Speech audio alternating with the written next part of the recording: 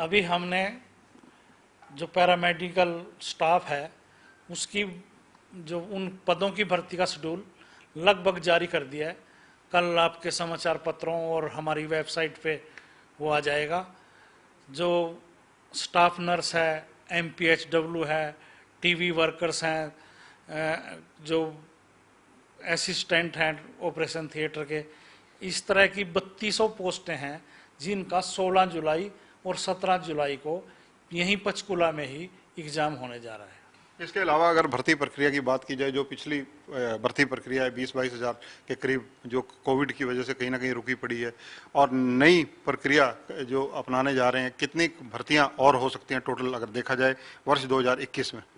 इस paramedical staff के तुरंत बाद हम लगभग 8000 पुलिस में भर्ती करने जा रहे हैं, जिसमें 7200 तो कांस्टेबल हैं, मेल भी हैं, फीमेल भी हैं, और लगभग 465 जो है वो SI हैं, सब इंस्पेक्टर, जिसमें 65 पद जो हैं वो महिलाओं के लिए आरक्षित हैं और 400 मेल वो हैं ASI SI, और लगभग 524 जो है कमांडो भर्ती करने जा रहे हैं। ये प्रक्रिया भी हम अगले 2 महीने में पूरी कर देंगे। अगर वर्ष 2021 और 22 की चर्चा की जाए, वित्त वर्ष की, तो इसमें लगभग कितनी भर्तियां कुल मिलाकर होने की संभावना है? क्योंकि युवा वर्ग काफी आज से देख रहा है कि कोविड ने सारों को परेशान कर रखा है।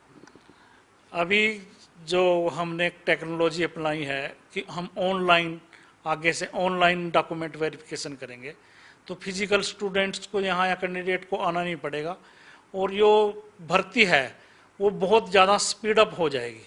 तो मेरा अनुमान है कि लगभग 25,000 पदों की भर्ती हम आने वाली 31 मार्च तक कंप्लीट कर चुके होंगे। 22,000 भर्ती पिछली पेंडिंग है, 25,000 और कर देंगे, लगभग 50,000 के करीब की भर्ती हो सकती है। बिल्कुल 31 मार्च 2022 तक लगभग 50,000 पदों पे हम नियुक्ति कर देंगे। परीक्षा केंद्रों को लेकर कहीं ना कहीं चर्चा रहती है। कुछ परीक्षा केंद्र ऐसे भी हैं जो जहां परीक्षा कर्मचारी चयन आयोग संभावित रूप से नहीं करवानी चाहता, क्योंकि वो संवेदनशील माने जाते हैं। क्या इसके बारे में कहेंगे?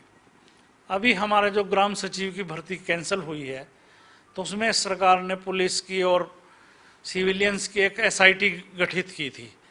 तो उसमें हमारे पास पूरे हरियाणा से जो संवेदनशील सेंटर हैं या ज़िले हैं उनकी सूची आ गई है, और वहाँ के जो जिला प्रशासन है उसने खुद रेकमेंड किया है कि ये जो सेंटर हैं यहाँ एग्ज़ाम कंडक्ट नहीं करना, इन जिलों में नहीं करना। तो ये सब एहतियात बरतेंगे। कितने जिले हैं और कौन कौन से हैं? अभी जो चिन्हित किए हैं उनमें रोहतक, झज्जर, मेवात और सोनीपत जिला ऐसे हैं जिसमें हम परीक्षा नहीं करवा रहे। एक दादरी जिला ऐसा है जिसकी कैपेसिटी ही 4000 है, तो उसको भी हम अभी नहीं ले रहे हैं। यानी जो पुरानी वैकेंसी पेंडिंग पड़ी हैं उनको भी कहीं ना कहीं आप प्रायोरिटी पर रखेंगे? बिल्कुल प्रायोरिटी पे रखेंगे। जितनी भी सरकार की डिमांड हमारे पास आई हुई है, हम प्राथमिकता के आधार पर और पूरी शिद्दत के साथ उसको कंप्लीट करेंगे। Bhopal Singh ji, one time registration, इसकी क्या स्थिति है? कितने बच्चों की रजिस्ट्रेशन हो चुकी है? वन टाइम रजिस्ट्रेशन जो है उसकी लास्ट तारीख जो फार्म अप्लाई करने की वो 30 जून है, और अभी तक जो आंकड़ा है वो लगभग 4.5 लाख लोगों ने वन टाइम पोर्टल पे रजिस्ट्रेशन वो करा चुके हैं।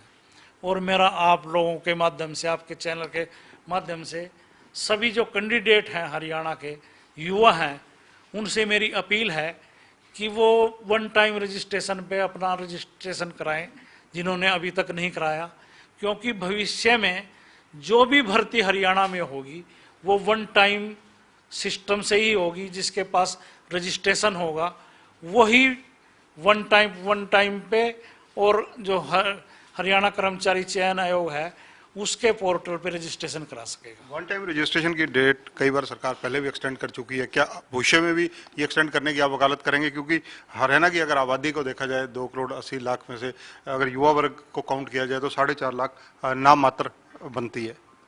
नहीं, वो नामात्र नहीं है। लगभग हरियाणा में 5-5.5 लाख लोग या जो युवा हैं वो बेरोजगार हैं। उसमें ये है कि कई बार एक सीट के लिए 5-5 सीट के लिए 5 अप्लाई कर दिया उसने। हमारे को क्या लगता है कि एक ही कैंडिडेट ने 5 दफा अप्लाई कर दिया तो वो संख्या बहुत ज्यादा हो जाती है। तो जब वन टाइम की बात आती है तो वन टाइम का मतलब एक बार वो एक ही बार करेगा और वो ज्यादा संख्या नहीं है। सरकार के पास जो आंकड़े हैं बेरोजगार युवाओं के वो भी लगभग इतने ही हैं। वन टाइम रजिस्ट्रेशन के तहत एक बच्चा सपोज करो आज की डेट में अपने सारे डॉक्यूमेंट्स दे देता है, बाद में कोई डॉक्यूमेंट देने हो, नेक्स्ट मंथ देने हो या 2 महीने बाद देने हो, तो क्या ये उसमें ऑप्शन रखी गई है कि वो एडजस्ट कर सकता है, दोबारा दाखिल करवा सकता है? ये आपने बहुत अच्छा क्वेश्चन किया है। ये वन टाइम रजिस्ट्रेशन जो पोर्टल है वो हर टाइम खुला रहेगा। अगर आपकी क्वालिफिकेशन आज +2 है, अगले 2 साल में आपकी BA हो जाती है, ग्रेजुएशन हो जाती है, तो आप अपनी क्वालिफिकेशन उसमें ऐड कर सकते हैं या कई चीज़ें उसमें डिलीट कर सकते हैं कि मेरे घर में नौकरी आज नहीं है, कल मिल गई तो मैं उसको भी डिलीट कर दूंगा।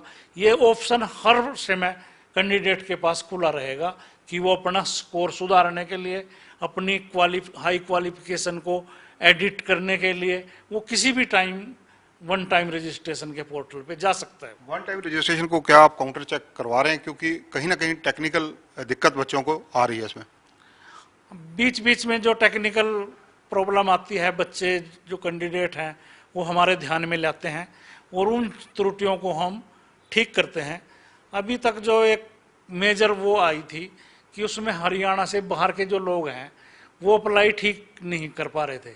वो एक अनुभव का था कि अगर किसी का 2 इंस्टीट्यूट से अनुभव है तो वो पोर्टल एक ही डॉक्यूमेंट को उठा रहा था, वो त्रुटि भी ठीक कर दी है। स्टेट एलिजिबिलिटी टेस्ट बेसिकली क्या है, इसका लाभ क्या रहेगा और ये कौन सी एजेंसी करवाएगी?